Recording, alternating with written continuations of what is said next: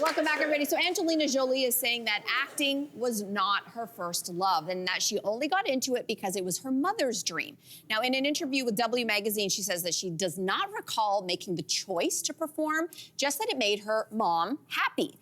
Well, now, because of that, she's actually allowing her kids to find their own passions. Mm-hmm. So this idea of balancing your parents' hopes and dreams and wishes for you and your parents' passions, and then you as a parent. So where do we land on this? What do you want to say? Well, I think she has to also be careful because we are really genetic, in some ways, copies of our parents. Mm-hmm. And what our parents are into, what makes them tick, can oftentimes, in my experience, give us a breadcrumb or a clue as to what we might be predisposed for or even good at. I look at my own life, like my dad had this immense record collection in our house. He was the typical Jamaican, like, I'm a DJ guy, every morning. I woke up every Sunday morning to like bass booming, my house was shaking, and I was just like, what is this man doing downstairs? And guess what I am now?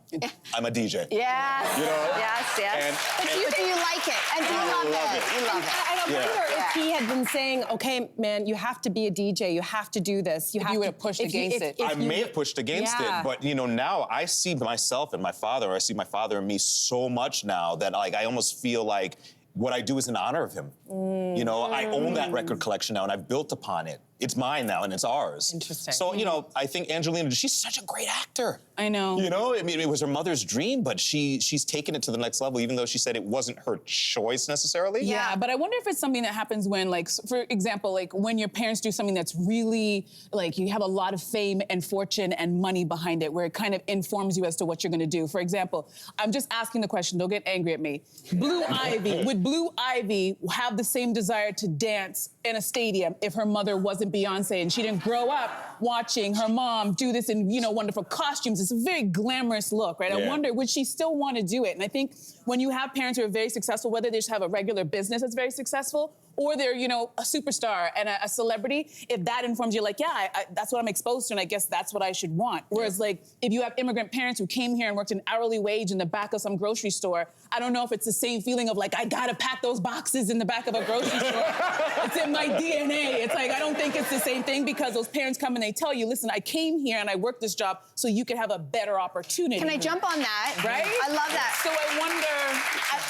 I want to take that extension of that, because I think for the kids of immigrant parents, we are the fruits of their labor. Yeah. They came here to chase a dream. Yeah. They may have attained it, but a lot of them didn't, and therefore the pressure is now on the kids. I came to this country. I left my country so you could soar. So there is a pressure. You better do something, and it better be great, because that is now, there's a great side to that, because you understand they've sacrificed for us so much. The flip side is, where is what the kid wants in that? Is that what you want? And that's the friction. And I know you've kind of gone through this. I'm going through it right now. Yeah. I'm going through it right now. And I echo the question I asked Jamar, because your family, you were raised on the horse farm, as people know, and your dad's this incredible, icon in this horseman world. And he obviously wanted you to follow in those footsteps. Yeah. But do you think if he had not pressed upon you to do that, you would have been more interested in it? Oh, Cynthia, how much time do we have to answer that question? What my takeaway now, because I've been really sitting with this a lot, is that my dad has a saying, and Frank Grelo has the best sayings in the world, and he said,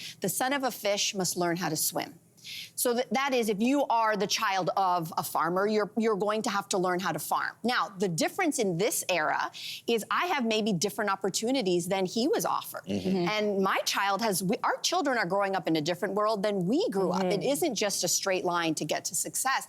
So now that I'm raising my daughter, to answer your question, do I feel the pressure? At some point in my life, I felt the pressure to take the family business. But at the end of the day, my dad never pressured me, because at the end of the day, he realized, this is my dream. It's not your dream. And my job as a parent is to help you find your dream. Yeah. That's a big family discussion. That's beautiful. That's a big family discussion. Yeah, it is. Yes. So stop asking me if my daughter's riding horses. She's not. You know why? Because she doesn't want to. She's hosting television shows. Okay? That's all. Yeah. Jamar, this has been a ton of fun. We love having your perspective. Thank you. If you love Jamar as much as we do, you can catch Josie and Jamar weekdays from 2 to 6 on Chum 104.5. Hey, you, come a bit closer.